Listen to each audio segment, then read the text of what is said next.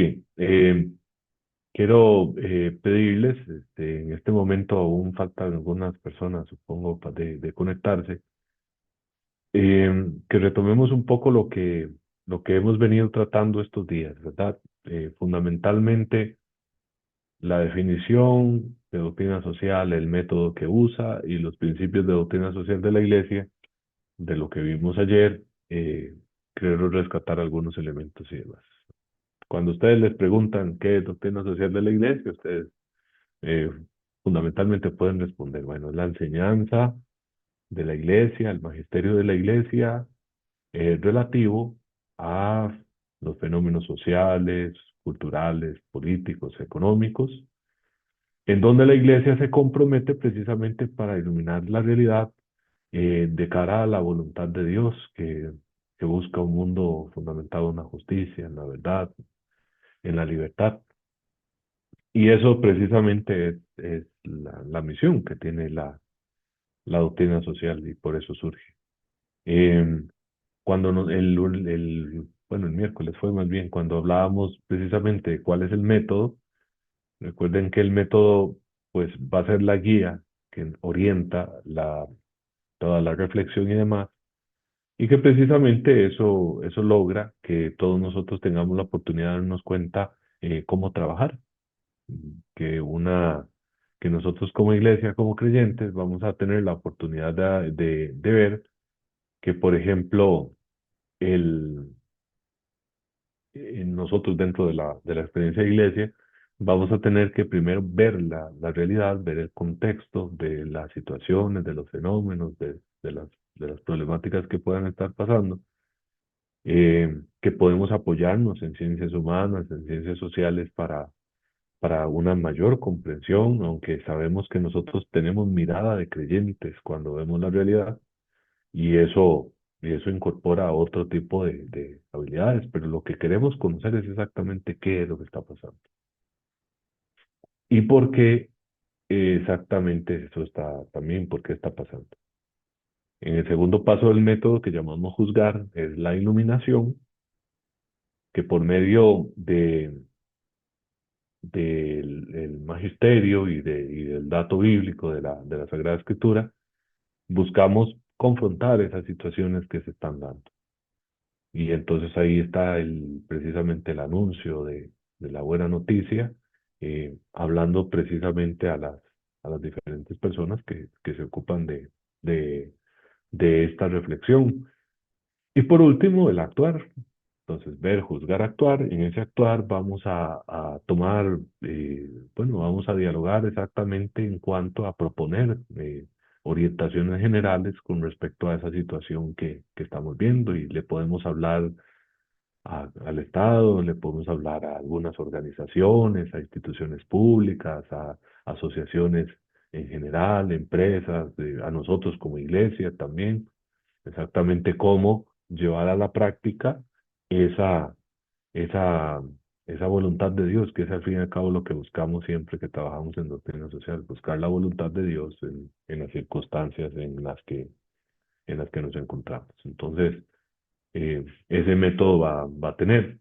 Nos guiamos por básicamente cuatro principios que hay en material de ayer les di, ¿verdad? Los numerales del compendio de Doctrina Social de la Iglesia, donde pueden leer más, ¿verdad? Y tener más seguridad en el concepto, pero vamos a tener que siempre todo es una defensa de de la dignidad de la persona en cuanto criatura, en cuanto digna, independientemente de sus circunstancias, de sus problemas, de sus situaciones, la persona siempre es digna y la iglesia lo va a defender.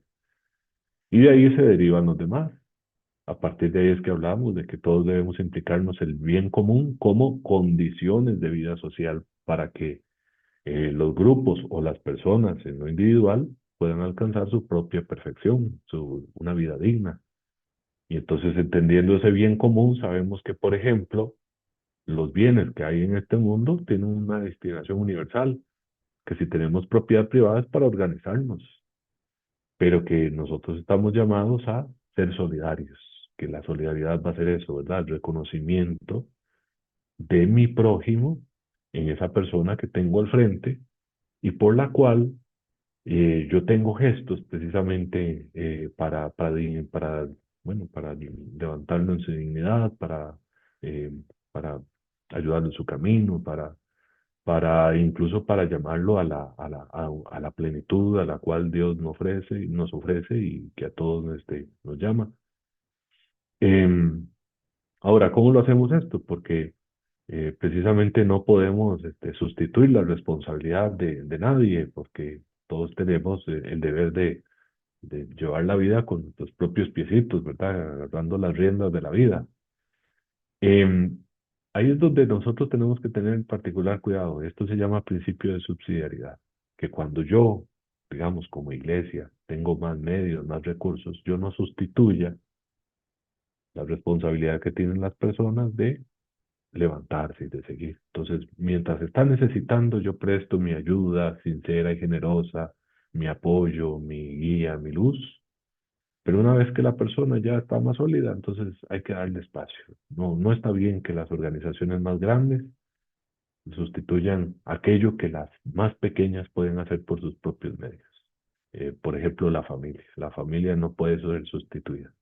Puede ayudársele, apoyársele para cumplir su misión, pero no puede sustituir ni el Estado, ni una escuela, ni la misma iglesia, la función de la familia en todos los elementos que corresponden a su misión. Y bueno, yo creo que teniendo ya ese preámbulo un poquito largo, pero bueno, eso es como una síntesis de todo lo que hemos visto estos días. Ahora vamos a entrar a mí me tiene muy ilusionado esta sesión, la verdad. Es como hacer un ejercicio de práctica de doctrina social. Ahora, es un poquitito difícil porque estamos virtual, ¿verdad? Pero, bueno, otra vez ahí le pediremos a José Ramón que nos ayude, nos va a mandar en salas, entonces vamos a estar con otros compañeros ahí conversando un poquitito para tomar unas notitas, ¿verdad? De lo que vamos a trabajar. Y también vamos a tener la oportunidad de sugerir unas cosas. Entonces, va a ser una práctica, un ensayo, es un taller muy introductorio, va a ser un poquito tiempo, entonces vamos a tener en cuenta eso. ¿Qué es lo que vamos a hacer? Aplicar el método. Vamos a ver la realidad, en este caso, la realidad va a ser la cuestión de los flujos migratorios, concretamente en el territorio de la provincia de Alajuela. Eh, Ahí hago una aclaración, ¿verdad? No puedo dividirlo solo por el territorio diocesano, vamos, porque los estudios que pude consultar no dividen como, bueno, al estilo nuestro eclesiástico y habrán secciones que es de la diócesis de Ciudad Quesada. Los números son así. Pero bueno, nos sirve una referencia como la práctica. Entonces vamos a aplicar el método. Vamos primero a ver, yo les voy a conversar algunos elementos. Después vamos a iluminarla, vamos a juzgar esta situación con la Biblia, con algunas notitas que le traigo yo del magisterio, que yo se las aporto porque no tenemos tantísimo tiempo. Y después vamos a sugerir orientaciones generales, algo que podamos precisamente eh, aportar a la reflexión. Ahí les quedarán los documentos para que ustedes lo puedan hacer. Si aplican el método, eso es aplicable en cualquiera, en su oficio pastoral social, cuando hablen de condición de calle, cuando hablan de pobreza o marginación social o vulnerabilidad o violencia. Eso sí, a veces hay que ser mucho más concretos, ¿verdad? Pero vamos a ir trabajando esto y así yo creo que va a ser de gran provecho este trabajo que vamos a hacer hoy. Voy a compartir pantalla y vamos precisamente a ir viendo los elementos de este fenómeno que son los flujos migratorios y que bueno, vamos a abordar hoy. Sí les pido de una vez, les pedí ayer que tuvieran donde anotar y también que tengan el texto bíblico. Vamos a trabajar Mateo 2 del 13 al 23. Mateo 2 13 23. Son 10 versículos. Bueno, son 11 más bien. Mateo 2 13 23. Yo también lo voy a proyectar aquí en la pantalla, pero pero es mejor que tengan ustedes el texto a mano porque en la dinámica que vamos a trabajar en salas vamos a comentar un poquito, no un poquito, vamos a comentar el texto. Ok, muy bien, bueno, empecemos. José, Sí, José, te padre, voy a pedir dígame. un favor. ¿Se ve un puntero en la pantalla o Sí, no? Una se mano. apuntaron, sí. Ok, perfecto, gracias. Muy bien. Ayer hablábamos de estas dos teorías o aportes teóricos o enfoques teóricos que para el fenómeno migratorio. Y la primera de ellas hablaba de que en una cuestión desde una perspectiva estructural, dice esta teoría que las condiciones socioeconómicas y políticas son las que impulsan la migración. Entonces, ¿de qué hablamos? La situación en política económica en Cuba, en Nicaragua, en Venezuela, la situación, por ejemplo, de guerrilla y demás que se tuvo, bueno, esto florece de vez en cuando con más fuerza en Colombia, eh, los flujos migratorios venidos desde África, estos aspectos se dan. Lo que dice este enfoque es que hay condiciones políticas, económicas, sociales, que pueden ser muy violentas o pueden ser muy pesadas para las personas que los impulsan a, a migrar. Y generalmente van a buscar un país que tenga mejores condiciones. Por eso es que nosotros en Costa Rica podría ser que recibamos migrantes, aunque a ciencia cierta nosotros somos solo de paso, porque la mayoría de los migrantes que vienen del sur del continente hacia el norte van para Estados Unidos. ¿Ok? Y la otra teoría que vimos ayer es la teoría de la migración circular, que entonces esa más bien se enfoca en la naturaleza temporal y recurrente de la migración, que es mucho de lo que tiene que ver la migración nicaragüense en términos generales, sobre todo en trabajos agrícolas y de servicios domésticos. Entonces, eso se repite, es un ciclo anual, cuando hay zafra, cuando hay cosecha, cuando hay cogidas de café, etcétera, cuando hay proyectos grandes de construcción o no tan grandes, eh, se dan entonces es una cuestión circular. Tengan en cuenta que el país, el año pasado se vio bueno, ya hay varios años seguidos que se ha tenido que solicitarle a la embajada nicaragüense la búsqueda de empleados para colecta de café, por ejemplo, en la zona de Los Santos y demás, porque aquí en Costa Rica no, los ticos no comemos café, ¿sí? Entonces, no todos, ¿verdad? Pero tengan en cuenta que requerimos de la mano de obra que viene de otros países, que a veces son indígenas, otras veces nicaragüenses, otras veces de otros países. Ok. Ahora, caractericemos la migración. ¿Cómo entendemos un migrante? Un migrante hay por lo menos cuatro formas de categorizarlo, ¿verdad? De decir cómo es. Primero, pueden haber migrantes según el lugar de partida y de destino. ¿Qué me refiero? A que puede haber migración interna, nacionales que migran, o internacional, de otros países que inmigran, o sea, ingresan.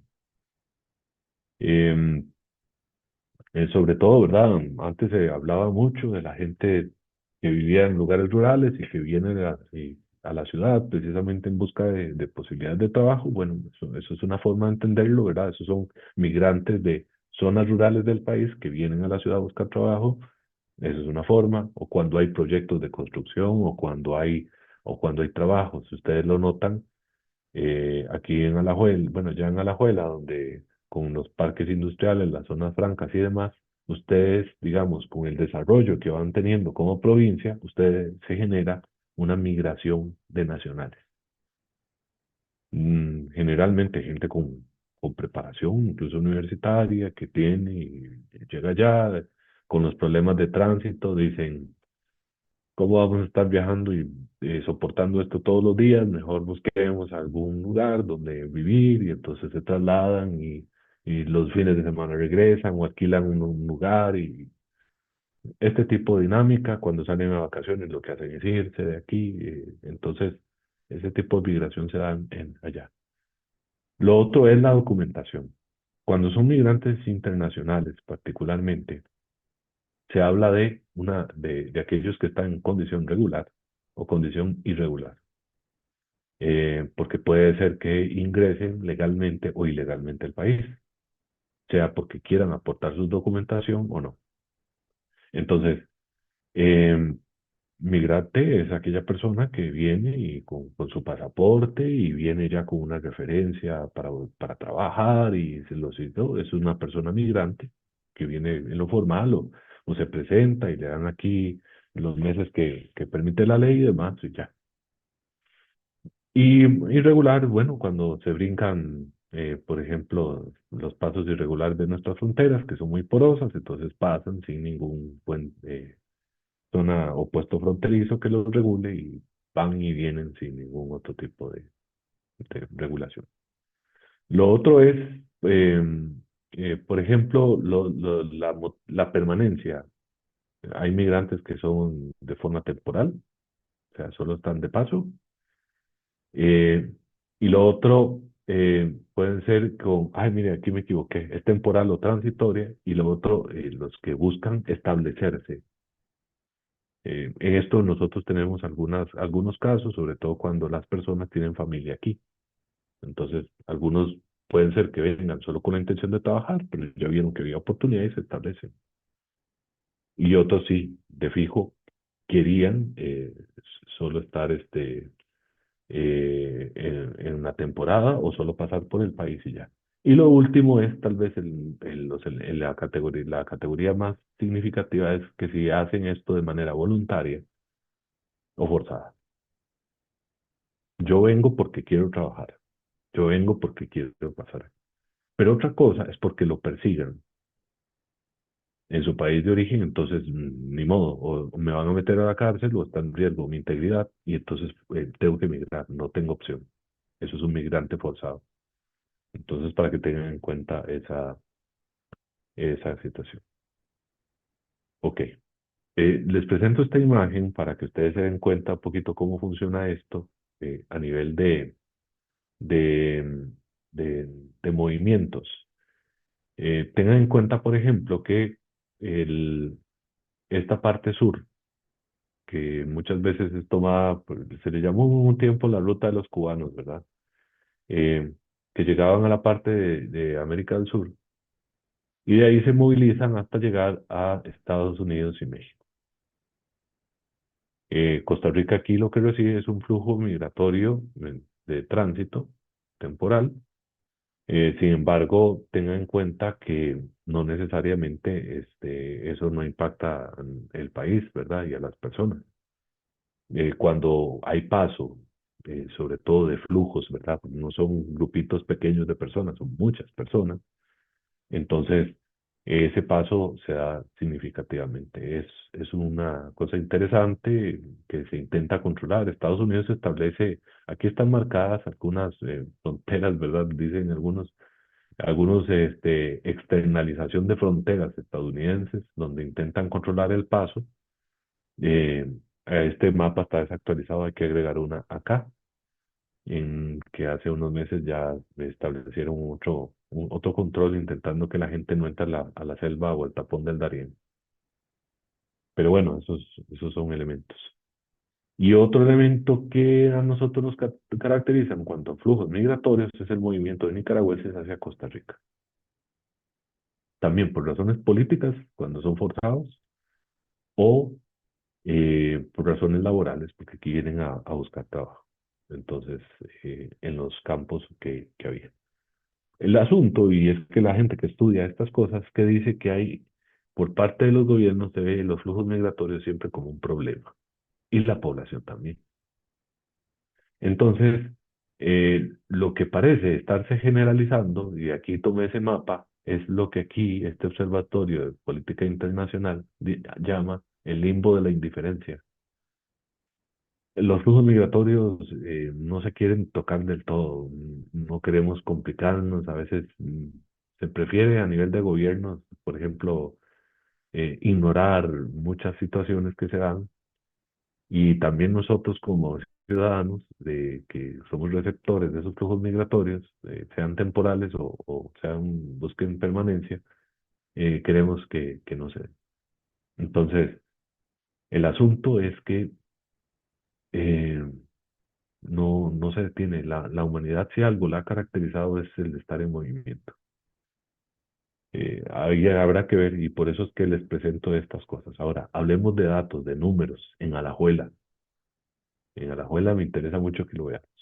Yo sé que estos son muchas letras, perdonen, pero es que quería que tuvieran un material por ahí que les ayudara. Algunos datos. Según el INE, que es el Instituto Nacional de Estadística, se ha observado un aumento significativo de inmigrantes en Alajuela, especialmente provenientes de Nicaragua, Venezuela y Honduras.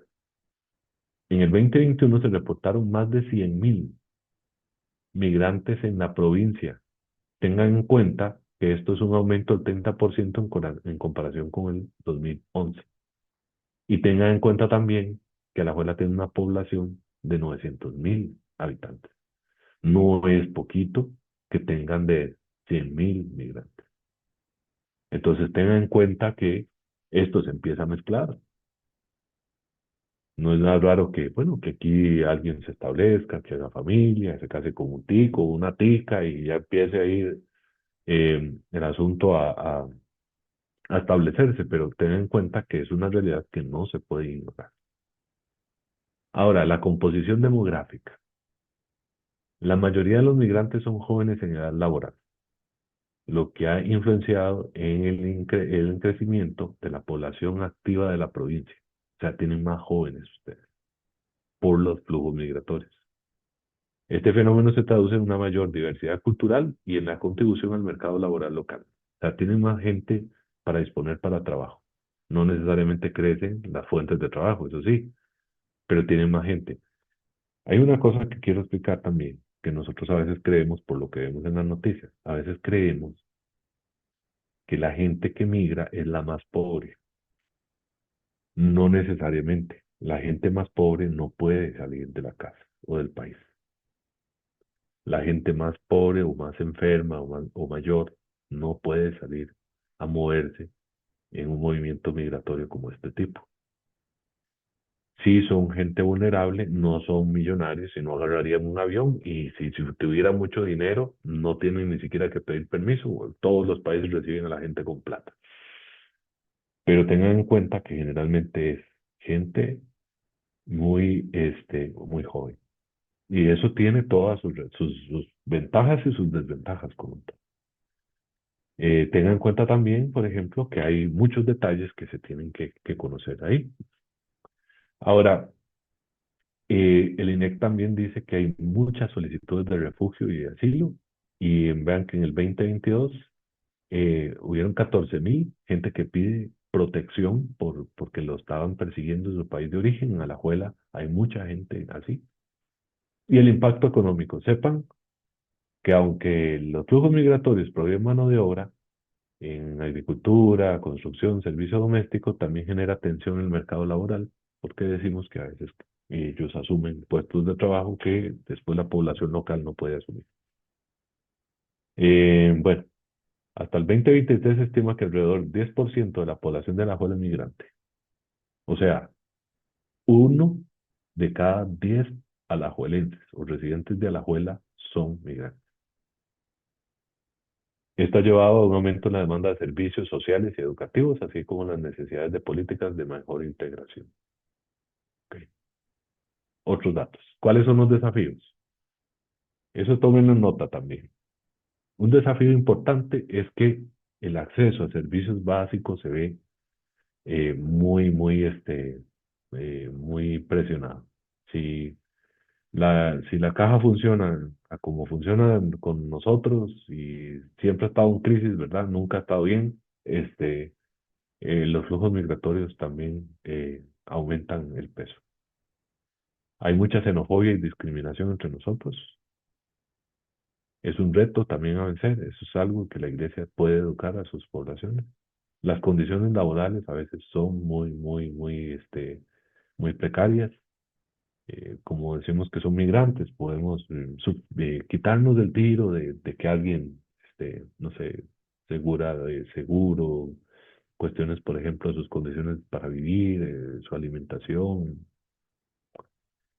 Falta de políticas de integración. Costa Rica tiene políticas de integración, lo que pasa es que tampoco tiene los medios como para hacer que estos se cumplan. Y después que otro desafío es que son crisis regionales, o sea, no es que Costa Rica los puede resolver,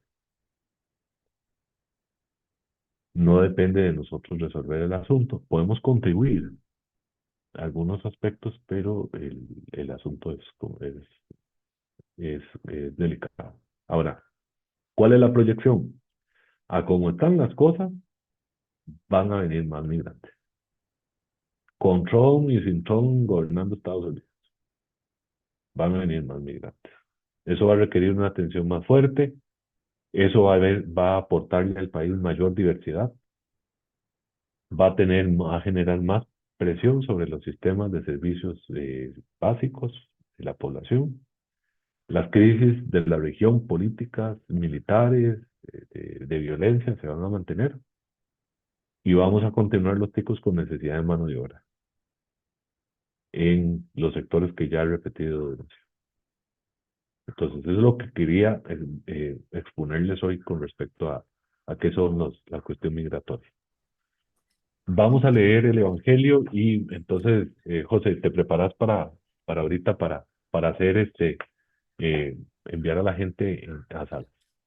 Padre, Ok, tengo, sí, tengo una persona que levantó la mano hace un ratito, tiene la mano levantada, no sé si es que ocupaba, tenía alguna consulta o algo, porque no la escribió en el chat. ok.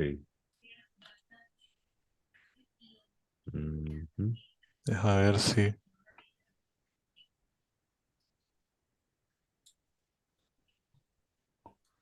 Mientras tanto, vayan tomando el texto de Mateo 2:13-23.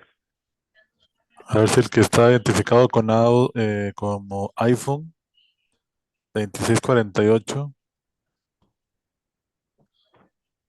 si tenía alguna duda ahora, o fue que nada más levantó la mano por error.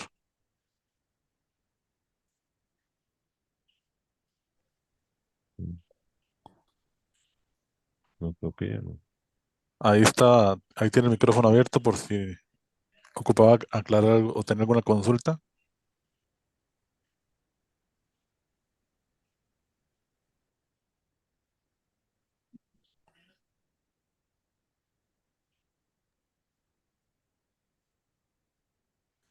Bueno, creo que no lo escuchamos. Bueno, si no, le pedimos que lo coloque en el chat y ahí lo retomamos. ¿Está bien? Listo, padre, adelante. Voy a preparar las Muy bien, salas. gracias.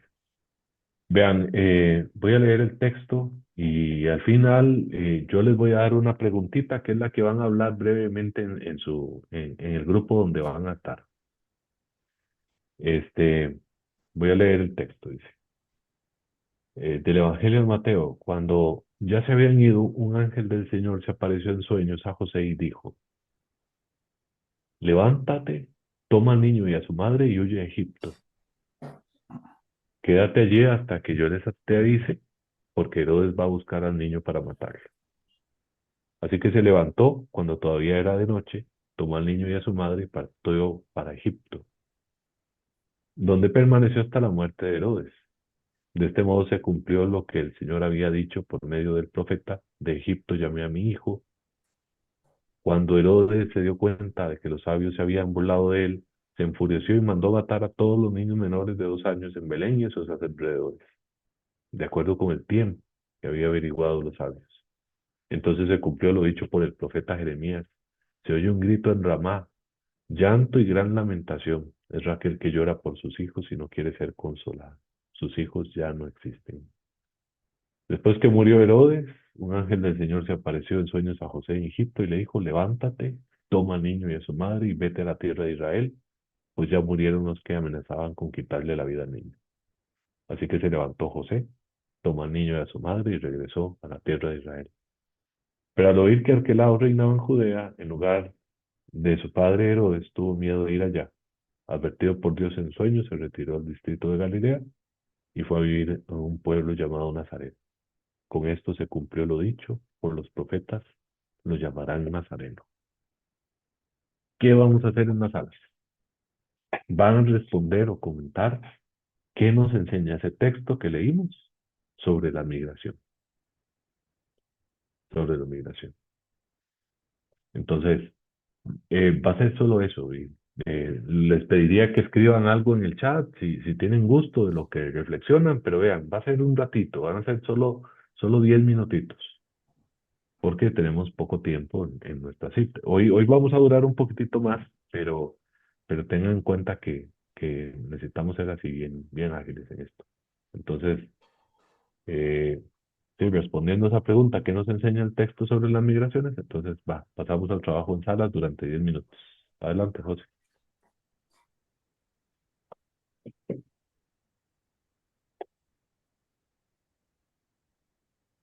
Sí, creo que sí. Ya estamos todos acá de vuelta. Muy bien, perfecto.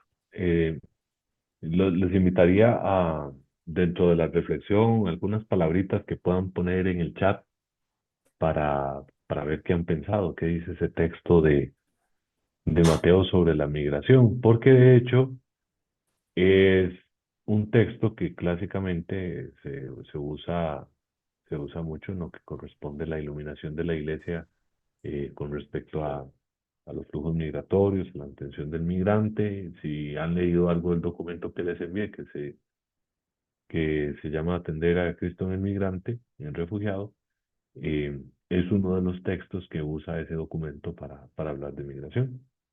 Entonces ahí voy a estar tanto para ver qué nos pueden poner ustedes en el chat y voy a continuar con la segunda parte. Ahora quiero mostrarles qué dice la iglesia con respecto a las migraciones. De hecho, uno de los oficios más importantes que nos da el Papa, que nos dan nuestros obispos con respecto a la reflexión en doctrinas sociales, que ellos emiten documentos. Entonces, están a nuestra disposición para poder trabajar. ¿Qué dice la iglesia sobre esto? Sobre los flujos migratorios. Dice, es un fenómeno que impresiona por sus grandes dimensiones, por los problemas sociales, económicos, políticos, culturales y religiosos, además de los dramáticos desafíos que plantea. Esto lo dijo Benedicto XVI en ese libro que se llama Caritas in Veritate. Dice el Papa Francisco, los cristianos están llamados a reconocer a Cristo sufriente. En Evangelii Gaudium dice, entre ellos los migrantes, sobre todo los que viven una situación irregular, tienen un sitio de particular desventaja. Entonces la iglesia no puede partir ni ser indiferente ella, ni permitir la indiferencia. Debe llamar. Hablemos de dignidad humana, uno de los principios de doctrina social. Toda persona tiene un incalculable valor. Los seres humanos valen más que las cosas. Y el indicador de los valores de cualquier institución depende de si amenazan o mejoran la vida y la dignidad de la persona. Ven, no es solo cuánta plata puede producir por ejemplo, una empresa, una organización. Una empresa vale si amenaza o mejora la vida de las personas. Dice Benedicto XVI, todo migrante es una persona que, en cuanto tal, posee derechos fundamentales e inalienables que han de ser respetados por todos en cualquier situación. Por todos. En los Hechos de los Apóstoles, a Pablo, que se considera, ¿verdad?, migrante por vocación, dice, afirmó que todos los seres humanos tienen su ser en Dios. Pues así lo han dicho incluso algunos de sus poetas, ¿verdad? Les dice aquí a los que estaba hablando, les dice, somos estirpe suya, somos estirpe de Dios. ¿Se acuerdan que lo primero que hicimos, eh, cuando empezamos los talleres, en la primera sesión yo les leí un texto donde precisamente se hablaba de eso, ¿verdad? Nosotros, de Efesios, ¿verdad? Con Efesios, nosotros somos familia, independientemente de donde la persona venga. Todos los hombres y mujeres son hermanos y hermanas en humanidad y están destinados también a hacerlo por la gracia en el Hijo de Dios Jesucristo. No debe haber exclusión. La Iglesia cree en el derecho a migrar. Toda persona tiene derecho a migrar.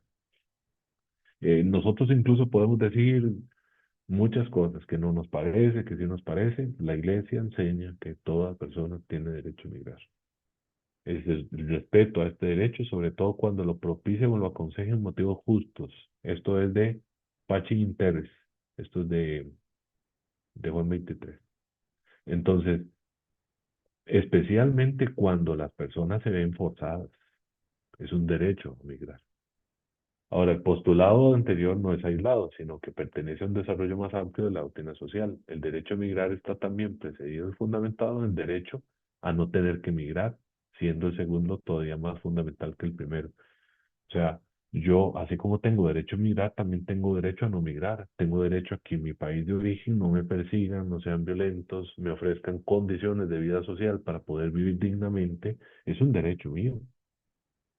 Y a mí, por razones, a mí no me pueden expulsar. Tengo derecho a no migrar también.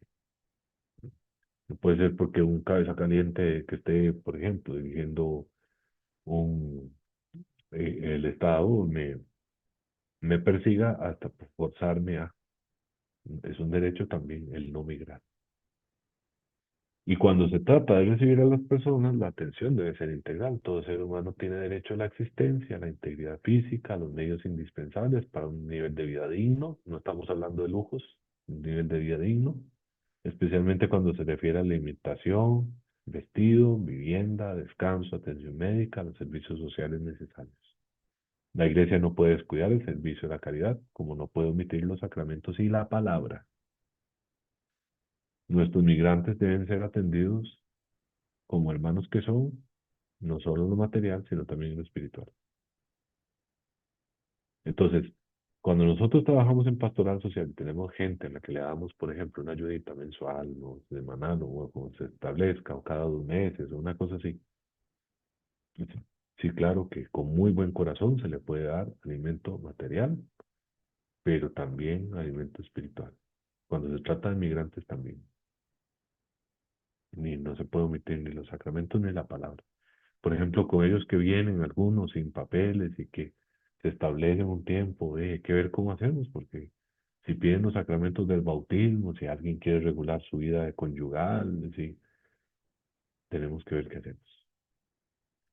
Cooperación de todos, porque es bien común. La atención de los migrantes es bien común. Es necesario que se difunda una cultura de solidaridad y de interdependencia y que penetre profundamente en la conciencia universal, sensibilizando hacia todas las autoridades públicas, las organizaciones internacionales y a los ciudadanos privados al deber de aceptar y compartir con los que son más pobres. Es una labor de concientización a la que puede desarrollar la iglesia en eso. Ok, bueno, esto no le hagan caso. Ahí, espérenme un segundito. Voy a dejar de compartir porque si no, no voy a poder aquí arreglar las cosas. Ok, Porque tengo bueno, varios comentarios. ok, si quieres leer alguna cosita y yo voy tomando nota y respondo en general. Bueno, nos dice Juan José Picado, es un tema muy rico en materia, hablando del texto. Un mandato los lleva a migrar y buscar ayuda en lugares donde nos vemos reflejados en la actualidad y los migrantes actuales y cómo nos cuestionamos si realmente es una necesidad o simplemente están haciendo uso de su carencia. Eh, Nos dice también otra persona, hay que ver a Cristo en cada persona, todos estamos de paso en esta vida, o sea, todos somos migrantes. Ujú. Lady Masí nos comenta, la Sagrada Familia nos enseña que obedientemente se ve obligada a migrar en defensa del niño Dios. Ana María Misionera nos comenta que ella vivió lo que es salir de su tierra con violencia. Ella es nacida de Colombia, tuvo que venirse por la guerrilla con toda su familia y desde pequeña aprendió a perdonar como lo hizo Cristo. Lady Masí nos da una consulta.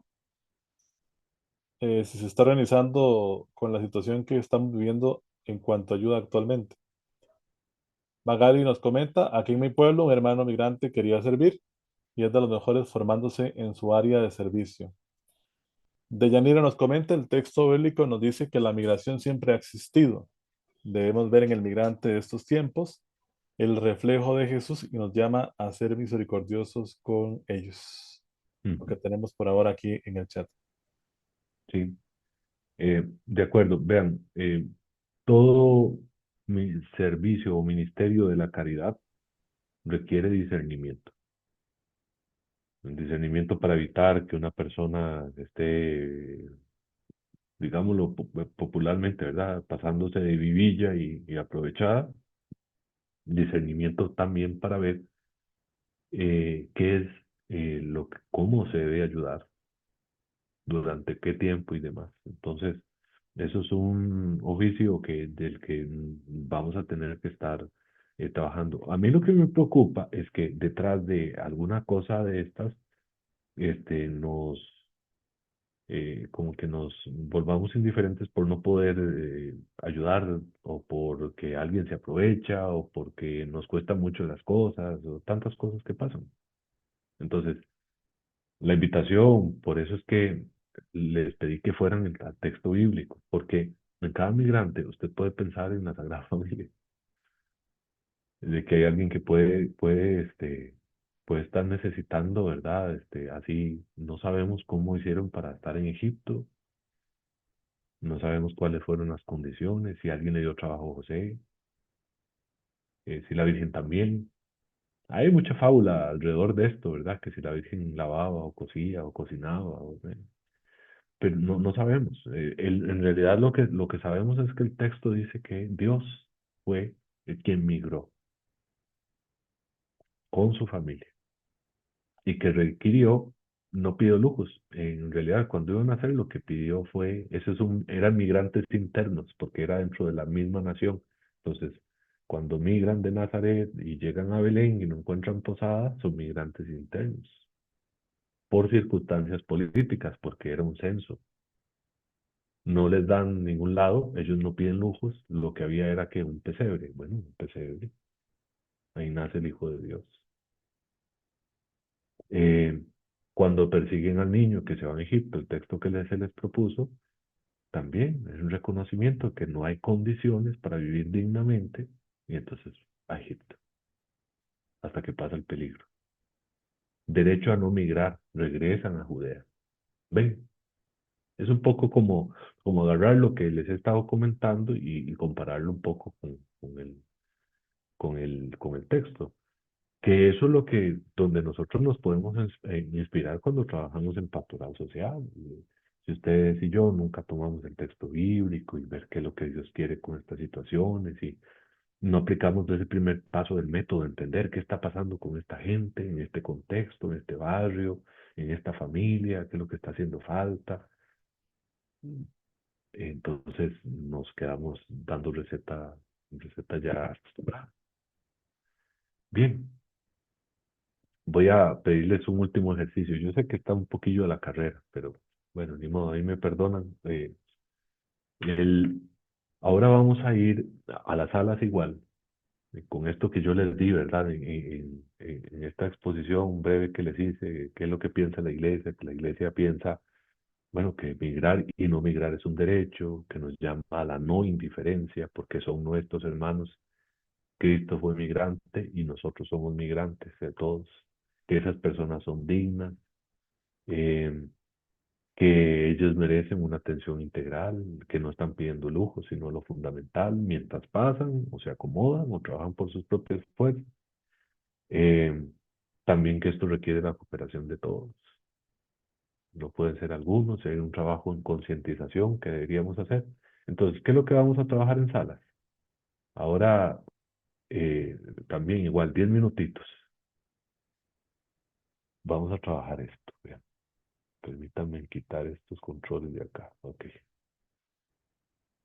Cada grupo va a elegir uno eh, de los principios de la doctrina social de la iglesia, sea dignidad de la persona humana, o bien común, o subsidiariedad, o solidaridad.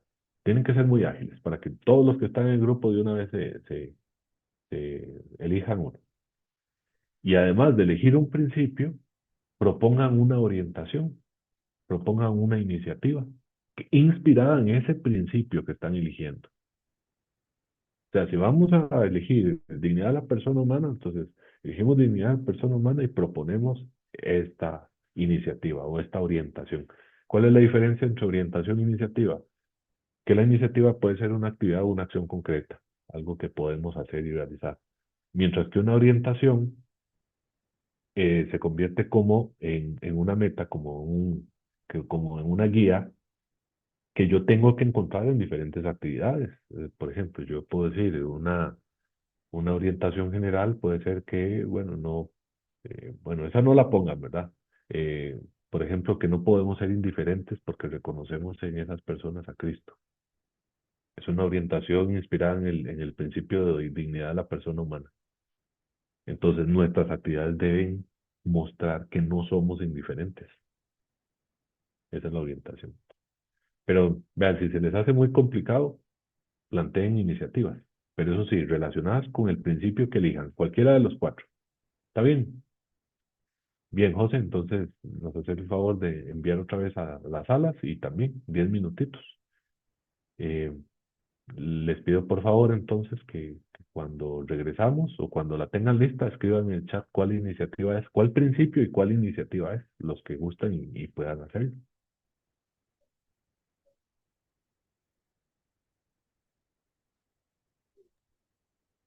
Estamos, creo, ¿verdad?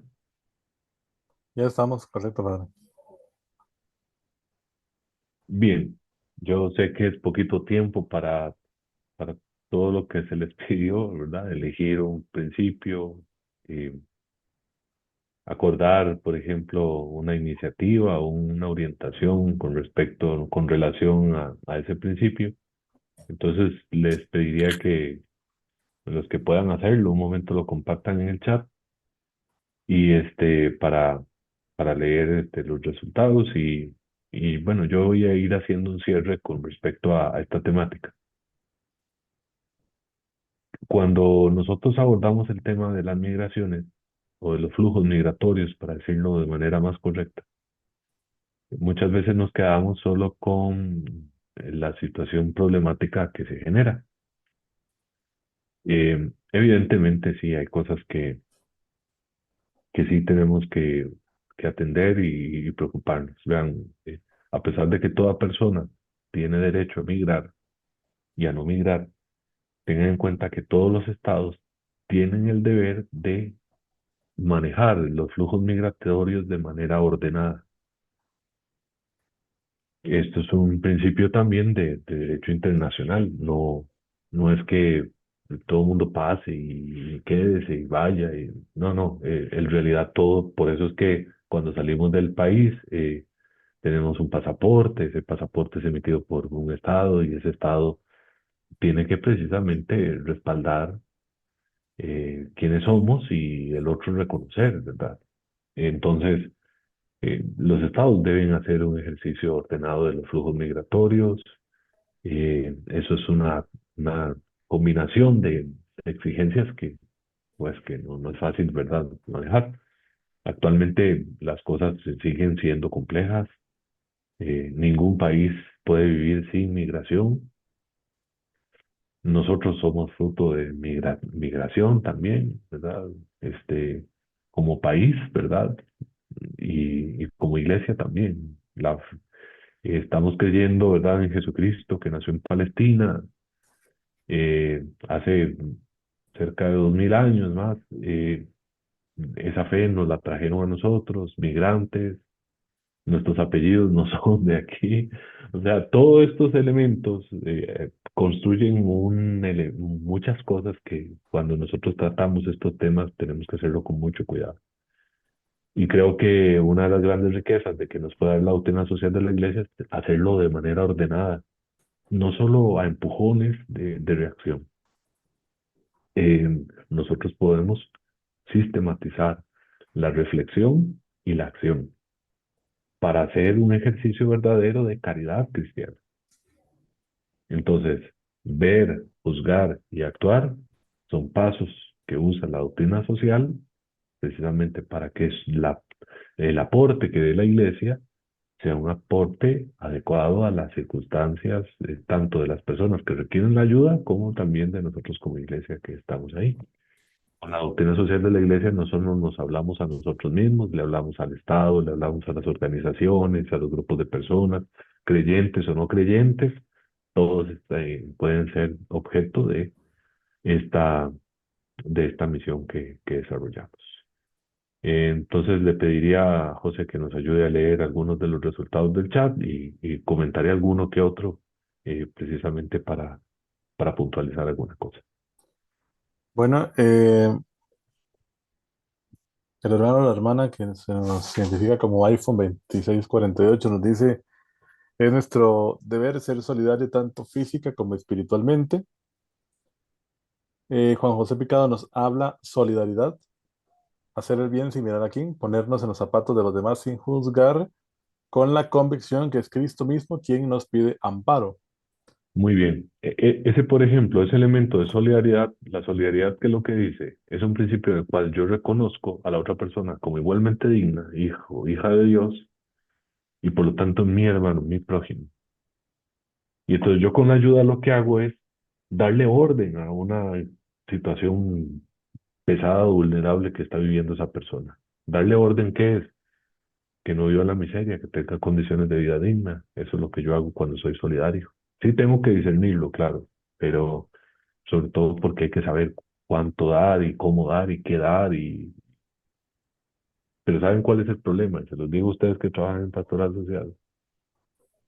Eso es complejísimo, que muchas veces nuestra ayuda se convierte en una cuestión de distancia. O sea, imagínense que esta es la ayuda que yo doy y yo hago así, se lo doy a la persona para que se mantenga ahí, no llegue a incorporarse a la familia.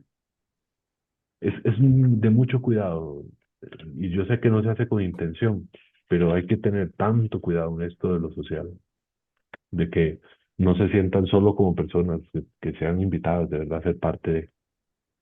Continuemos, José, pues si no, aquí nos dan las 15 conmigo Sí. hablando. Lady Masí nos dice que la solidaridad es una palabra pequeña que abarca tanta enseñanza. Muchas Ujú. veces basta una mirada de amor y es suficiente. Ana María nos dice, seamos solidarios, es ser como Cristo, ayudar a las personas migrantes, llenarlas de amor.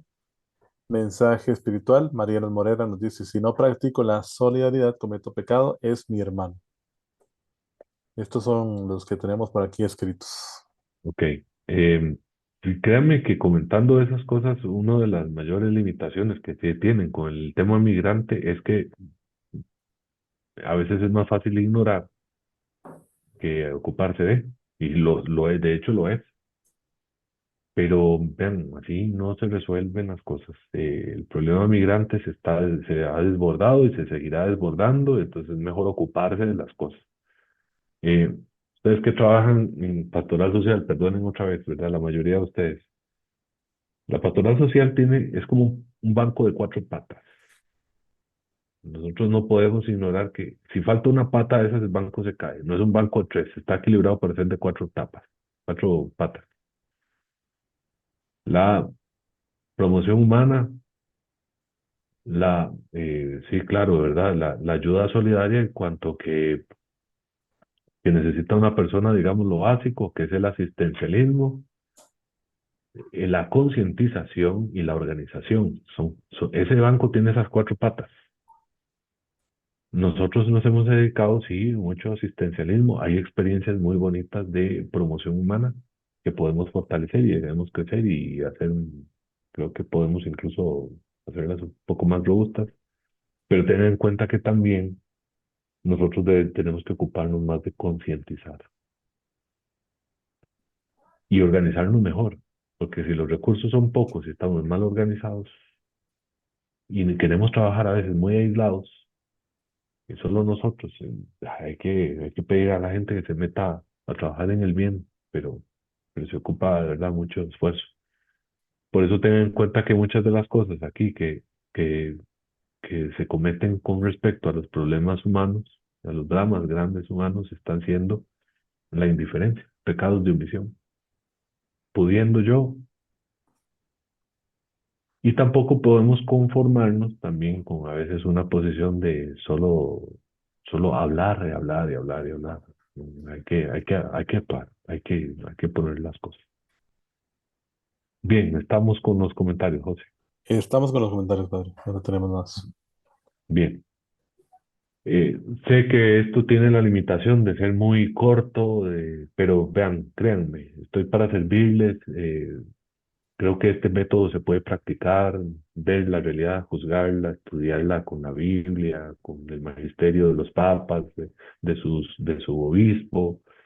Es posible hacerlo y después organizarnos y comprometernos en algunas orientaciones o iniciativas, eso también lo podemos hacer.